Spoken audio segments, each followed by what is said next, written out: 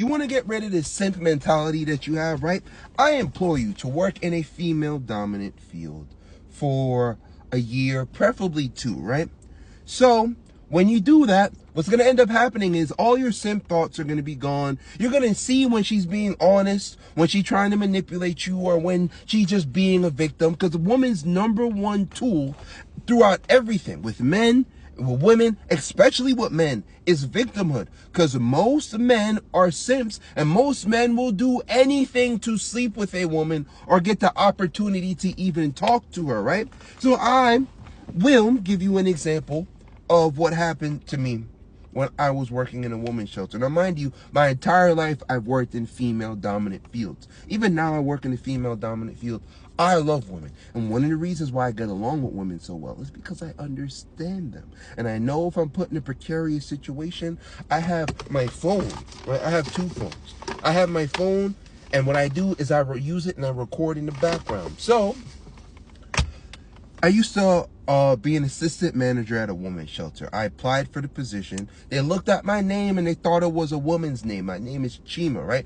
So I came and they're like, oh, you're a guy, but you're the best option available out of all the other candidates. You want the job? I said, okay, I'll take the job. So I've seen the most evil, most vindictive humans in my entire life in this women's shelter.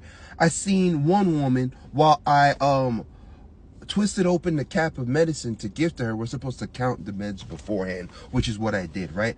All I did, plain and simple, I turned my neck for a few seconds to get a tissue. She gave me back the container of medicine. She was supposed to take 1 pill. I counted it again. Tell me why 15 pills were missing. I brought her into the office. I said, hey, yo, please, I don't want to have to call the police on you. Please, I'm begging you. Just give me the pills and we can just move on with it. She's like, I didn't do anything. You're a liar. I said, listen, I did a count beforehand. Please. I don't want to have to call the police on you. Just give me the pills so I can put them back and we can call it a day. She said, no, you're a liar. This, that, that. I said, okay, cool. Luckily, we also have cameras everywhere.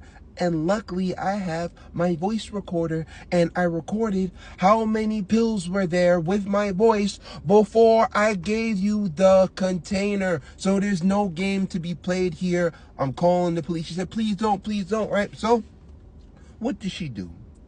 She called her family to the shelter, and she got her 8-year-old daughter, because she couldn't be around her family because she has a criminal record and she abuses narcotics. And she got her daughter to the front door, told her to knock on the door, and told her to say, hey, please, don't call the police on my mommy. I love my mom. I'm like, wow, what a vindictive, evil bitch.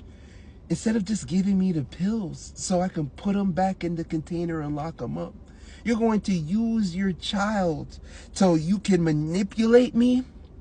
Called the police ASAP. The minute I called the police, she grabbed her stuff, she ran out the building, right? Vindictive, evil, manipulative. Used her own kid just so she can get a fix, so she can try to guilt me into stopping myself from calling the police. Another example, right? While I was working at that women's shelter. So there was a bunch of women there. Obviously, I was cool with, because, you know, you have to be cool with women to work with women for as long as I've been working with them, right? There's just one elderly lady. We were so cool. We were really cool, right? I knew she had a drug problem, but she quit for about 6-7 years, right? And every day I'll be like, hey, yo, let's get you into an actual apartment. We can get you something really good. You can enjoy the rest of your days in an actual apartment. You stop taking drugs. I'm proud of you. Keep it up. Congratulations. She said, don't worry. I'll never go back. I'm proud of everything. I'm proud of the position that we're in, etc. So I said, cool. So one day she came to the office and she was like, oh, I'm finally ready. I'm finally ready to go and get an apartment. So we sat down with each other. We started looking for apartments and how much aid the government would give her. The government gave her enough aid for her to get a luxury apartment in a very quiet and peaceful area, right? So she filled out all the paperwork after I printed it out for her. I put down what I needed to put down there. And it took but 2 weeks for her to get solidified into that apartment after the paperwork was done. 2 weeks. 2 weeks to guarantee that apartment. What ended up happening the day before she was supposed to leave, right? And it hurts me to this day. She got up one night, it was around 1 a.m., and she said, hey, I'm excited for tomorrow. I can't sleep. I can't focus. I need to go get a cig and smoke. She said, all right, I'll let you go smoke your cig, right? She went to the back. I told her, go to the back, smoke your cig. I told management beforehand and said, you're all good. So she was there for like 10 minutes, right? I looked, 10 minutes, everything was fine. So I checked the camera again 2 minutes later. She disappeared. She's nowhere to be seen on the camera.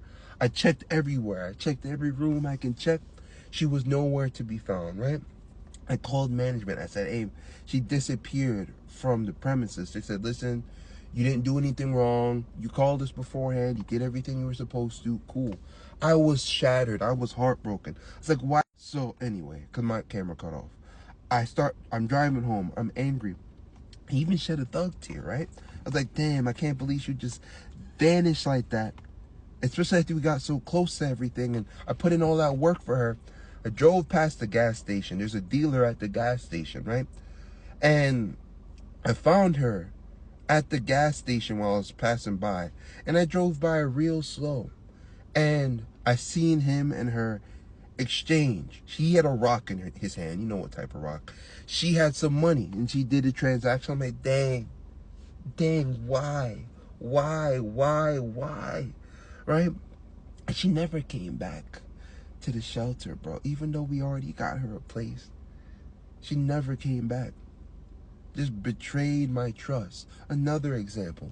There was this beautiful black girl, right? Beautiful, about 25 years old, right? She was bipolar. She already had 6 kids at the age of 25, right? Gave all kids up for adoption. 6 kids. So she was on her own, right? And she was living at the shelter. And she knew what she was doing. I know we're supposed to say, oh, but people with mental disorders, they never know what's going on, whatever. She knew what she was doing, right? She would never arrive on curfew, right? Never arrive on curfew.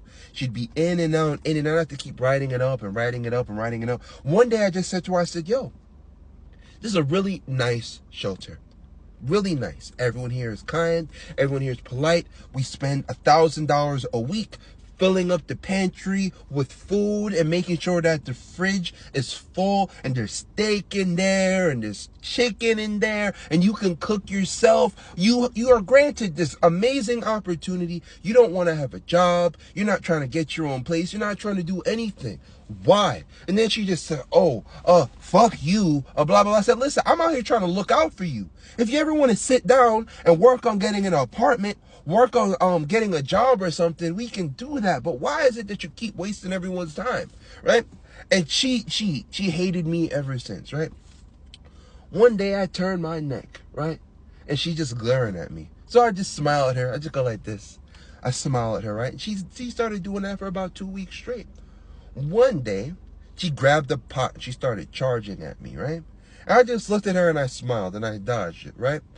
And then the other girl, because this woman's shelter, was behind her. She's like, yo, what are you doing? Why are you after him with a pot? So then she started attacking her with the pot. And then I ended up calling the police. And then she told the police that I touched her, right? And the women behind her were like, yo, we were all right here. He didn't do anything. He did absolutely nothing. You chased after him with a pot, right? And she ended up being put in like a mental facility for like 2 weeks, etc. And I was like, yo, she was willing to destroy my livelihood just because I told her, hey, yo, we can work on getting your life together. You don't have to be a jerk. All right, you can sit down with me and you can get your life together if you want. She took it as disrespect. She took it as rude. She took it as too abrasive, and she tried to destroy my life. Point is, you sit down with women enough. You work with women for a year to 2 years, you will truly see how evil and vindictive they can be. Especially as a man, and how their favorite tool is victimhood. Have a phone with you. Have something you can just click record to be safe. And just make sure that you're able to contact the police or whatever and save the recordings, because you'll never know when they say that this person did something or that person did something. And always have text message evidence before you hang out with them. And before you sleep with them, say it in the text message.